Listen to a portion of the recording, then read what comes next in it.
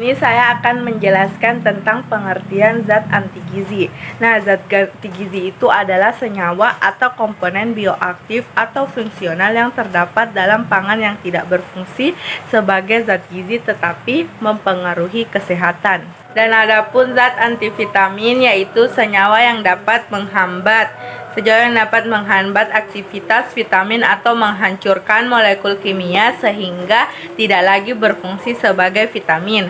Nah, adapun contohnya yaitu avidin, antipridoksin, askorbase, tiaminase, niacinoge, dan liposidase. Nah, adapun zat antimineral yaitu merupakan senyawa yang bekerja menghambat ketersediaan mineral untuk dapat metabolisme tubuh. Contohnya itu senyawa tanin dan asam fitat. Kemudian ada zat antiprotein. Zat antiprotein yaitu senyawa yang dapat mengganggu ketersediaannya protein. Contohnya itu antripsin dan polifonel. Adapun zat anvitamin yang pertama ada avidin, menghambat penyerapan biotin dan timin seperti putih telur. Yang kedua ada niacinogen, tidak tersedia niacin seperti pada jagung. Yang ketiga antipiridoksin, mengganggu ketersediaan vitamin B6 seperti kacang-kacangan. Yang keempat ada askorbase, mempercepat oksidasi asam askorbat seperti pada kubis. Kelima ada tiaminase, merusak tiamin, seperti pada ikan mentah, terkhususnya pada gurame. Yang keenam ada antivitamin D, mengoksidasi vitamin D, seperti bungkil keledai. Yang ketujuh ada anvitamin E, mengoksidasi vitamin E, seperti pada kacang merah. Nah, di sini saya akan menjelaskan tentang zat antimineral. Apa saja sih yang termasuk zat antimineral ini? Yang pertama itu ada tanin. Tanin merupakan senyawa polifenol yang mampu mengikat zat besi. Contohnya pada teh. Jadi, apabila kita telah mengkonsumsi minuman yang mengandung mineral atau makanan yang mengandung mineral, maka sebaiknya jangan mengkonsumsi tanin. Karena kenapa? Karena itu dapat menghambat kerja metabolisme pada tubuh. Nah, yang kedua itu adalah fitat. Fitat mengikat zat besi dan mampu mengganggu ketersediaan kalsium. Nah, ini banyak ditemukan pada kacang-kacangan. Yang ketiga itu ada oksalat.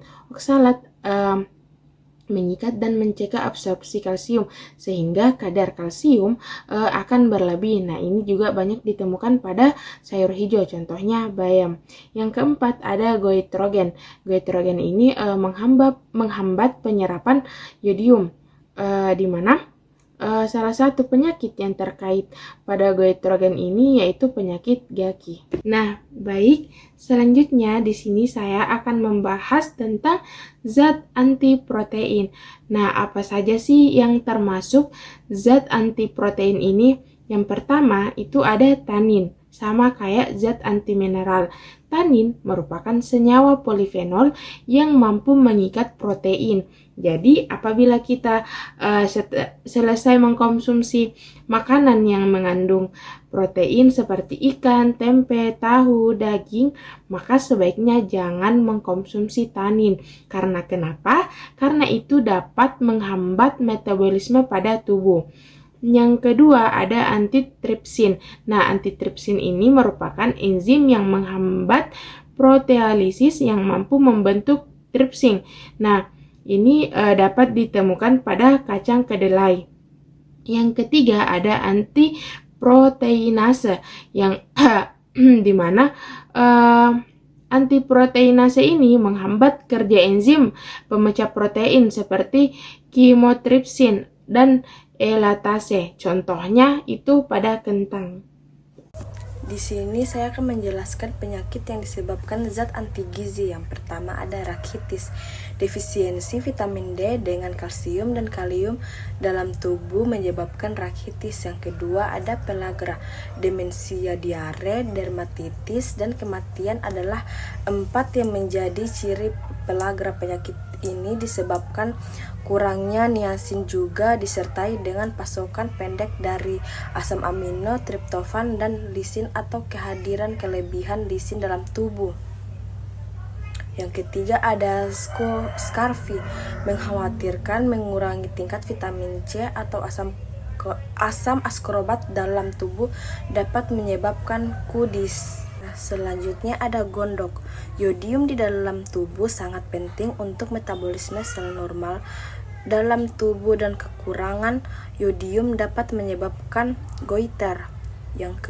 Selanjutnya ada beriberi. Kekurangan vitamin B1 atau tiamin dalam tubuh menyebabkan penyakit yang disebut beriberi. Selanjutnya ada anemia defisiensi besi. Anemia defisiensi besi adalah penyakit yang disebabkan oleh kekurangan zat besi dalam tubuh. Nah, baik, di sini saya akan menjelaskan cara mengurangi zat anti gizi. Nah, di sini itu terbagi menjadi 5. Yang pertama itu ada perendaman, yang kedua ada perebusan, selanjutnya ada fermentasi, germinasi, dan yang terakhir ada pengolahan dengan tekanan. Nah, untuk mengetahui lebih lanjut, di sini saya akan menjelaskan satu persatu penjelasannya. Yang pertama itu ada perendaman. Merendam biji-bijian atau kacang-kacangan sebelum dimasak ini dapat mengurangi kadar zat anti gizi seperti asam fifat dan lignin, sehingga meningkatkan bioavailabilitas nutrisi. Yang kedua itu ada perebusan. Memasak dengan cara merebus dapat menurunkan kandungan zat anti gizi, termasuk tanin dan saponin, serta meningkatkan nilai gizi makanan. Nah, yang ketiga itu ada fermentasi.